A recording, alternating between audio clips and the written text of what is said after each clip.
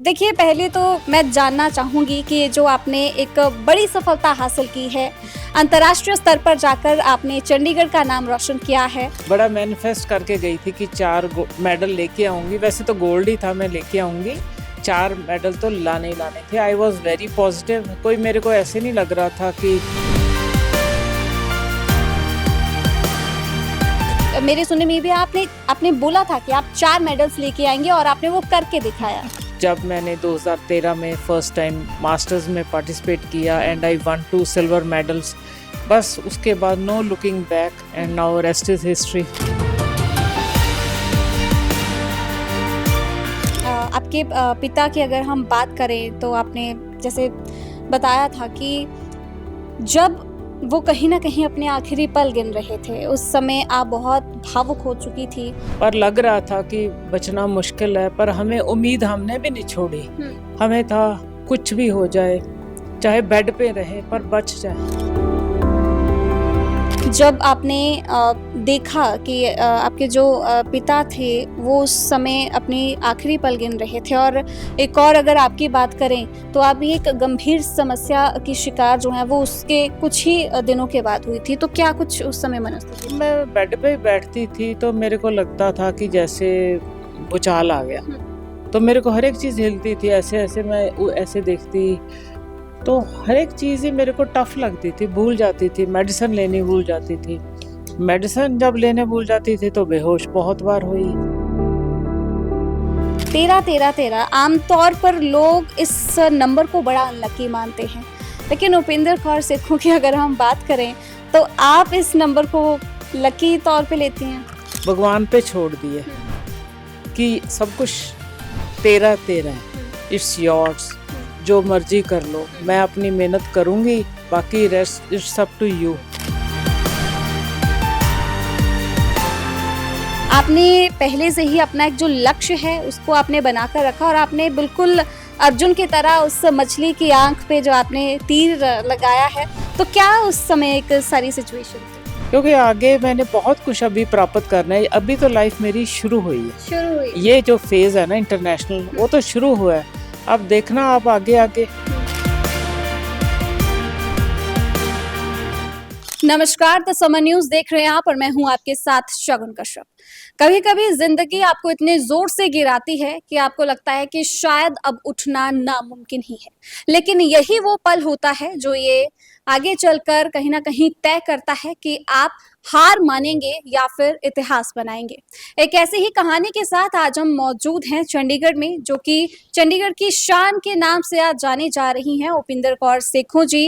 इनका स्वागत भी करेंगे और साथ ही आपको बता दें कि मलेशिया में जहां पर इन्होंने मलेशिया मास्टर एक इंटरनेशनल चैंपियनशिप में एक नहीं बल्कि 4 मेडल लेकर इन्होंने चंडीगढ़ और पूरे भारत का नाम रोशन किया है। स्वागत है मैम आपका द समर न्यूज के इस प्लेटफॉर्म में। Thank you so much, thank you. जी, देखिए, पहले तो मैं जानना चाहूंगी कि जो आपने एक बड़ी सफलता हासिल की है, अंतर्राष्ट्रीय स्तर पर जाकर आपने चंडीगढ़ का नाम रोशन किया है और आपकी जो चेहरे की मुस्कान है वो भी ये बता रही है कि कितनी ज़्यादा खुशी आपको भी इस एक एहसास को आप फील कर रही हैं। तो क्या ये जर्नी रही थी?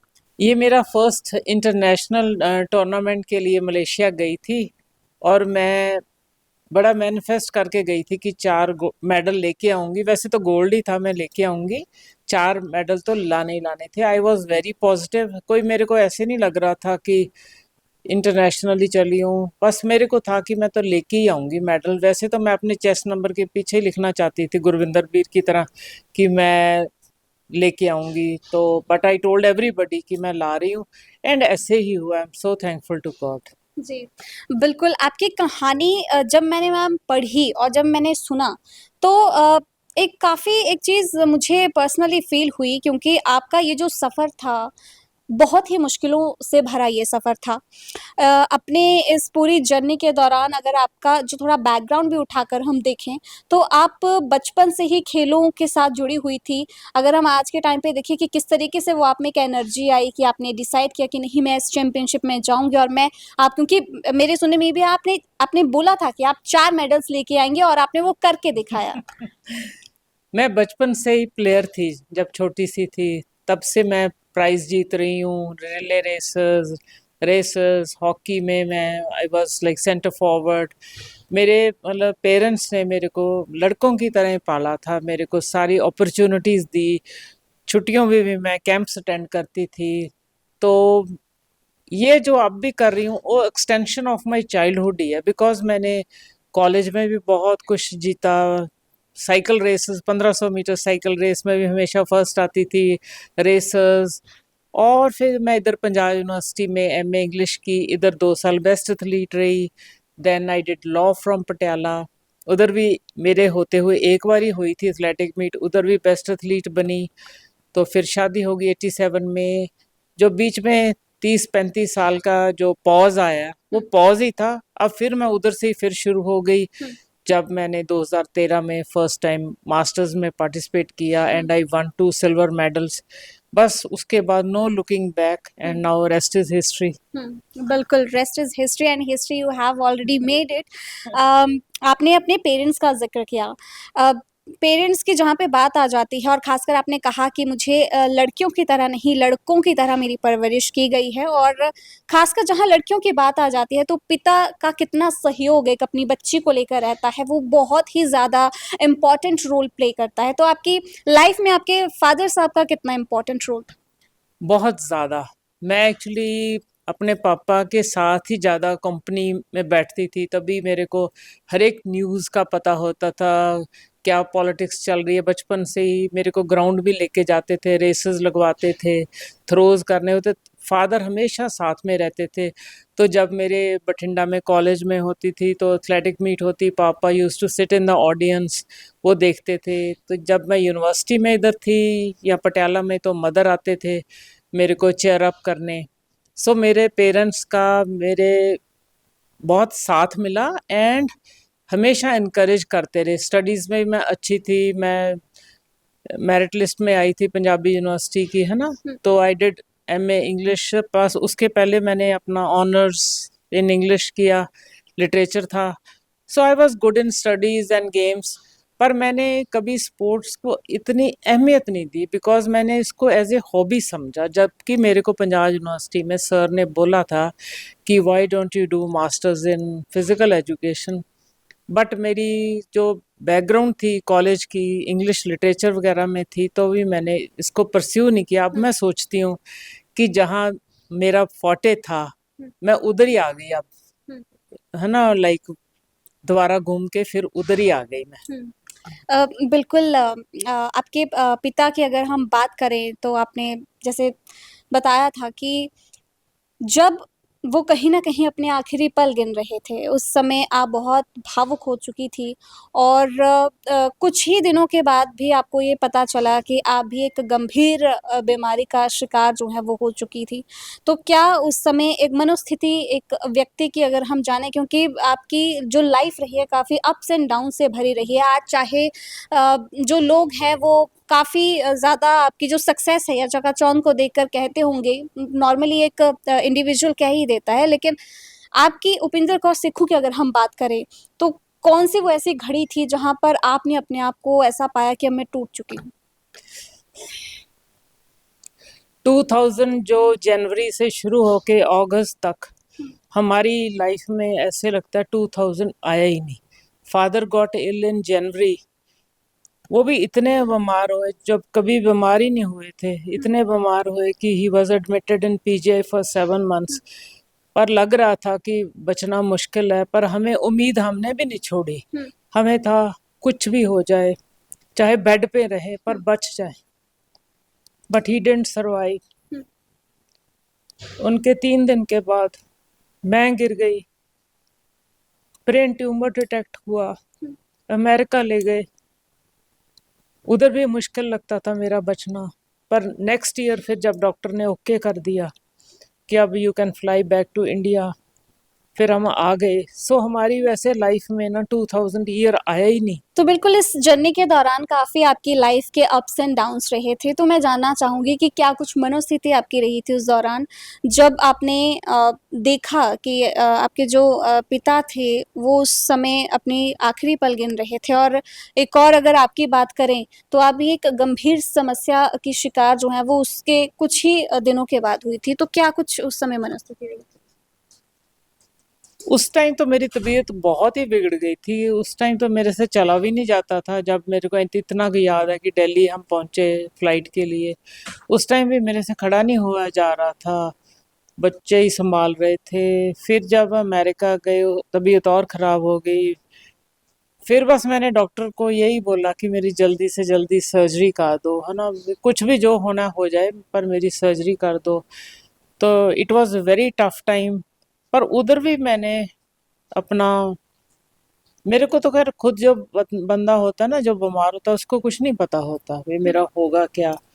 तो I was in my own zone. तो मैं फिर जब डॉक्टर ने 4 महीने के बाद अलाउ किया कि now you can go back to India, India आके फिर स्क्रैच से जब लाइफ शुरू की, तो जब मैं बेड पे बैठती थी तो मेरे को लगता था कि जैसे भूचाल आ गया। तो मेरे को हर एक चीज़ हिलती थी, ऐसे ऐसे मैं ऐसे देखती।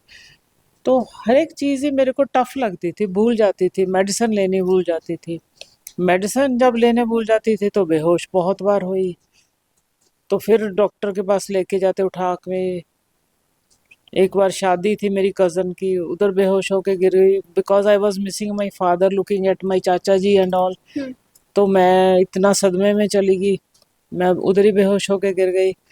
तो लोगों को ये नहीं पता था कि नेक्स्ट डे ही शादी पे आएगी कि नहीं। तो हस्बैंड तो अब्रॉड था, मैंने तैयार तुर हुई, अपना पूरे गहने गुने डाल के, मदर इन लॉ बेटी बेटा साथ में अपना ड्राइव करके जब पंडाल में गई, एंड लोग सारे पूछ रहे कैसे हो कैसे हो, मैं आपके सामने ही है जैसे हैं। मतलब मैंने ऐसे में कभी भी कुछ भी सिचुएशन है नीचे नहीं आती थी, मैं उसको हैंडल करके निकल जाती थी। पर उसको मेरे को जहाँ 5 साल लगने थे, मेरे को 7 साल लगे रिकवर करने के लिए, बिकॉज बेहोश होती रही। अब भी मैं मेडिसिन सुबह शाम लेती हूँ कि बेहोश ना हो जाऊं। लिखना भी शुरू किया, जैसे आपको बोला, फ्रीलांस भी किया। जो जो मैंने मतलब ट्राई करती रही, डिजाइनिंग भी करती थी अपने सूट बेटी के, जो मेरा दिल करता था करती थी, बिकॉज मैं अपने आप को बिजी करना चाहती थी। प्लस मैं चाहती थी कि मैं पढ़ी लिखी हूँ, मेरी कोई आइडेंटिटी हो। ऐसे तो नहीं मैं बनी कि बस मैं बैठी रहूं। So that's why I was trying my best to do something. फिर 2012 में हमारे स्कूल के डॉक्टर राजबीर कंग हैं, उन्होंने बोला कि एक मास्टर्स गेम होती है। बड़ी खुशी हुई मेरे को सुन के।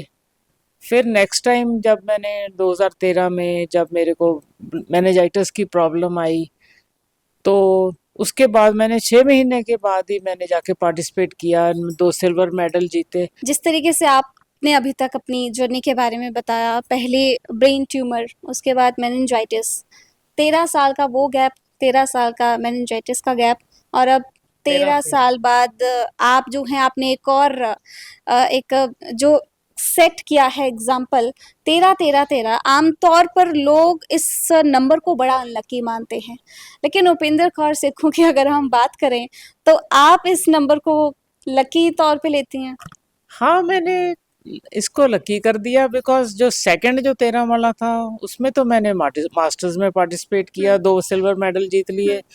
अब जो इंटरनेशनली जीत के आई हूँ, अब 13 साल हुए हैं, तो इंटरनेशनली जीत रही है, जो कि बचपन में भी नहीं ऐसा कुछ जीता मैंने। तो हाउ कैन आई से कि 13 इज अनलकी।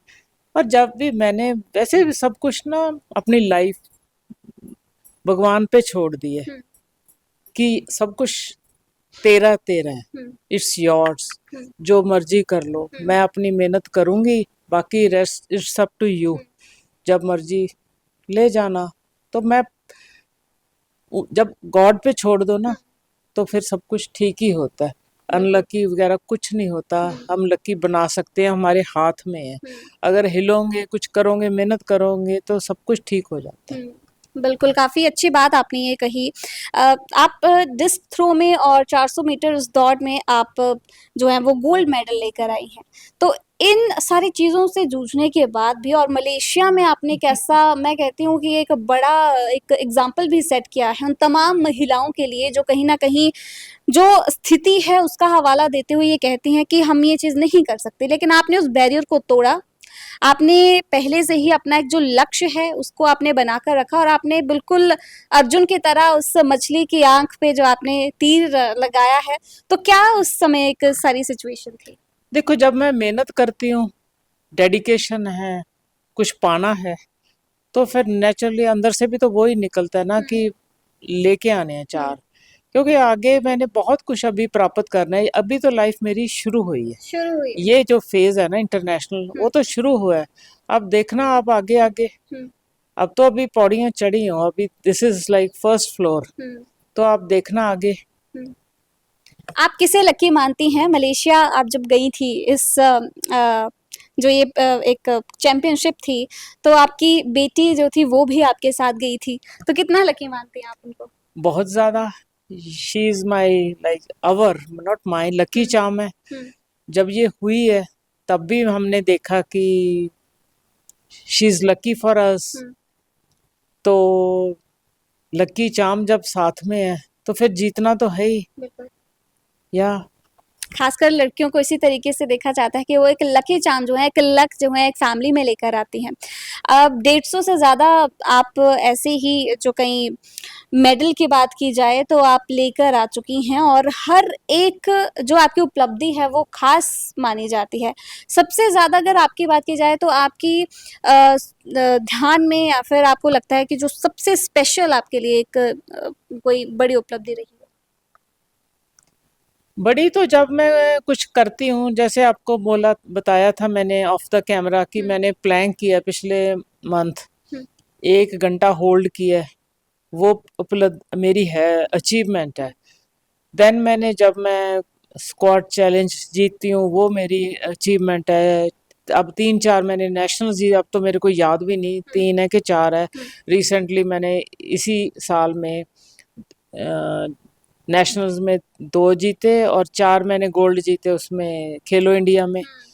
तो ये बहुत बड़ी अचीवमेंट्स हैं। हुँ, और मैं देखती हूँ कि देखना आप आगे आगे जितना जाऊंगी ना, हुँ, बड़ी अचीवमेंट्स ही होती जाएंगी। हुँ। कोई बड़ा टारगेट आपने सेट किया है अभी आगे आने वाले कुछ ऐसे, क्योंकि स्पोर्ट्स को लेकर भी जो हमारी सेंट्रल गवर्नमेंट है काफ़ी इनिशिएटिव्स उठा रही है और स्पोर्ट्स को काफ़ी प्रमोट भी किया जा रहा है, तो क्या एक बड़ा आपने कुछ और टारगेट सेट किया है? अगर भूपेंद्र कौर सेखों की बात की जाए कि वो चीज़ मैंने अचीव करने की, क्योंकि मैंने आपकी एक खासियत है कि आप इस पर नहीं छोड़ते कि ठीक है जो वहाँ पे जाकर हमने कर लिया, आप पहले से ही टारगेट सेट करके रखती हैं और उसे अचीव कर कर आती हैं। बस आगे तो अब ऐसे ही रहेंगे, चलते ही रहेंगे आगे आगे। नेक्स्ट व्हाट नेक्स्ट ऐसे चलता रहेगा। एंड प्लस मैं चाहती हूँ कि जो मेरे आइडियल थे, मिस्टर फौजा सिंह, हुँ, मान कौर, हुँ, मैं उनकी तरह I want to shine like them. आपके लिए अगर मोटिवेशन की बात की जाए तो आपके लिए फौजा सिंह जी काफ़ी मोटिवेशन है। बहुत ज्यादा। अगर वो ना होते तो मैं इधर ऐसे आपके आगे ना होती बैठी। तो वो दिखा गए हमें रास्ता। हुँ, अब मैं ग्राउंड में भी जब जाती हूँ हुँ, तो मेरे को हमेशा याद आते हैं वही कि अगर उन्होंने मेरे को रास्ता दिखाया है, हुँ, that's why I am here. हुँ, नहीं तो मैं कई बार जो लेडीज उधर मेरे को देख रही होती हैं हुँ, ट्रैक में, तो when I see them standing, मेरे को अपने वो दिन याद आ जाते हैं जब बेटा छोटा सा था तो उसको CLTA में मैं लेके जाती थी, टेनिस खेलता था। हुँ, एंड मेरे को उस टाइम ये पंगे पड़े हुए थे ब्रेन ट्यूमर वगैरह के, तो मैं तो खड़ी भी नहीं हो पाती थी, हुँ, मैं बैठी देखती रहती। एंड लेडीज वो वॉक करती रहती थी हुँ, उसके अराउंड, है ना, जो टेनिस वाला हैगा, क्या होता है वो, कोर्ट, टेनिस से कोर्ट होता है। तो मैं तो बेबस बैठी रहती थी। मेरे को वही दिन याद आते हैं ना कि देखो आज मैं ग्राउंड में हूँ, लोग मेरे को देख रहे हैं, हुँ, मतलब टाइम का कुछ नहीं कुछ पता नहीं चला। अंदाज़ा। उस टाइम मैं बहुत बेबस थी। हुँ, I couldn't even walk also. हुँ, सो कुछ नहीं पता होता, पर कभी हार ना मानो। मैंने कभी हार नहीं मानी, हुँ, अपनी जितना कर सकी। फ्रीलांस में भी मैंने अपने थॉट्स लिखे। मेरे थॉट्स तो, थॉट्स क्या, मेरे जो व्यूज थे वो अखबारों में भी लगे, एंड प्लस मैंने डिस्कशंस में जो पार्टिसिपेट किया वो इवन मतलब भी सीएम तक भी पहुंच गए थे कि ये है, मतलब वो मेरी अचीवमेंट होती है जब मैं उधर पहुंचा देती हूँ। अब बहुत से लोग मैम ऐसी बहुत सी चीज़ों से जूझ रहे हैं। मतलब आपकी लाइफ की अगर हम बात करें तो आप काफ़ी ऐसी बीमारियों से निकल कर आप बाहर आई हैं जहाँ पर शायद डॉक्टर्स भी हाथ खड़े कर देते हैं, लेकिन आपने जिस तरीके से कहा कि सब कुछ तेरा ही है, भगवान के ऊपर आपने छोड़ दिया और आज आप बिल्कुल ठीक यहाँ पर बैठी हैं और चंडीगढ़ का नाम रोशन कर रही हैं। क्या आप एक एडवाइस देना चाहेंगे उन तमाम लोगों को जो आपको देख रही हैं और खासकर महिलाओं को, कि जो ऐसे अप्स एंड डाउन से गुजर रही हैं, कि किस तरीके से वो अपने आप को मोटिवेटेड रखें? मैं तो सभी सभी को, नॉट लेडीज, एवरीबॉडी, मैं सबको यही बोलूंगी कि आप अपने आप को एक्टिव रखो, हाथ हिलाओ, कुछ करो, दूसरों के ऊपर डिपेंडेंट ना हो। बिकॉज जब मैं निकली सी इन चीज़ों में से मेरे माइंड में यही आया था कि मैं अपनी फैमिली के ऊपर बर्डन नहीं बनना, मैं खुद अपना काम करूंगी, खुद चल के जाऊंगी, मेरे को चीज़ की ज़रूरत है, वो मेरे माइंड में थी। वो एक बहुत टैगलाइन है कि I don't want to be burden on my family. मैं खुद उठ उठ के काम करती हूँ, कुछ जितना कर सकती हूँ, है ना।